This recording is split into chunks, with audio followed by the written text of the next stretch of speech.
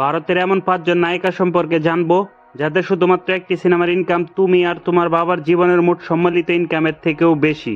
হ্যাঁ, আপনি ঠিক শুনেছেন। গ্ল্যামার আর ট্যালেন্টের জুড়ে এই নায়িকারা আজ টাকার পাহাড়ে বসে আছেন। চলুন শুরু করা যাক। তালিকায় 5 নম্বরে আছেন বলিউডের হিরোইন শ্রদ্ধা কাপুর। 3-2 মুভির ব্লকবাস্টার সাফল্যের পর তার ডিমান্ড এখন আকাশচুম্বী। বর্তমানে তিনি একটি সিনেমার জন্য 10 থেকে 12 কোটি টাকা পারিশ্রমিক নিচ্ছেন। শুধু তাই নয়, ইনস্টাগ্রামে একটি প্রমোশনাল পোস্ট করার জন্য তিনি প্রায় 1.5 কোটি টাকা চার্জ করেন। তার মোট সম্পদের পরিমাণ 120 কোটি টাকারও বেশি। তালিকায় 4 নম্বর আছেন সাউথ ইন্ডিয়ান লেডি সুপারস্টার নয়নতারা।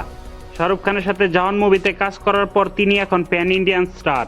প্রতি সিনেমার জন্য তিনি 10 থেকে 13 কোটি টাকা পারিশ্রমিক নিয়ে থাকেন। আপনাকে অবাক করবে এই তথ্যটি যে নয়নতারা ভারতের একমাত্র নায়িকা যার নিজস্ব প্রাইভেট জেট রয়েছে। তার মোট সম্পদের পরিমাণ প্রায় 200 কোটি টাকা। তালিকায় 3 নম্বর আছেন বলিউডের জনপ্রিয় অভিনেত্রী আলিয়া ভাট। শুধুমাত্র মুভি থেকে নয়, তার আয়ের বড় একটি অংশ আসে তার ব্যবসা থেকে। তিনি প্রতি সিনেমার জন্য 15 কোটি টাকা চার্জ করেন। এছাড়াও তিনি বিশ্বের বড় বড় ব্র্যান্ড যেমন গুচির গ্লোবাল অ্যাম্বাসেডর, যেখান থেকে তিনি বছরে কোটি কোটি টাকা আয় করেন। তার মোট সম্পত্তির পরিমাণ প্রায় 500 কোটি টাকার উপরে। তালিকায় 2 নম্বর আছেন দীপিকা।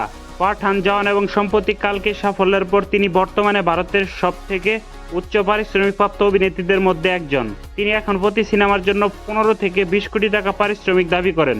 লুইস ভিটন এবং ক্যাটিয়ারের মতো লাক্সারি ব্র্যান্ডের হয়ে কাজ করেন তিনি। বছরে বিশাল অঙ্কের টাকা আয় করেন। তার মোট সম্পদের পরিমাণ 500 কোটি টাকা ছাড়িয়ে গেছে। তালিকায় 1 নম্বরে এমন একজন আছেন, তিনি শুধু ভারত নয়, পুরো বিশ্ব শাসন করছেন। তিনি হলেন প্রিয়াঙ্কা চোপড়া।